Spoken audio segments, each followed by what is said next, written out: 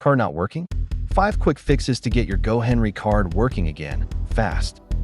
Fix 1. Open the GoHenry app and check your balance. Top up if it's low. Fix 2. Unlock your card. Open cards, tap the card, and toggle the lock off. Fix 3. Verify the card hasn't expired and the printed number matches the app. Physical checks. Reinsert the card, clean the chip, and try a different terminal. Tip: test contactless payments as a quick alternative. Fix 4. Update the GoHenry app and restart your phone before trying again. Fix 5. Parents, check spending controls and merchant blocks in the parental settings. If problems persist, take screenshots of errors, the app page, and the card front.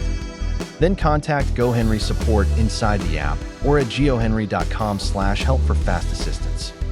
Be ready with screenshots, the card number, and the time of the failed payment. Need help now?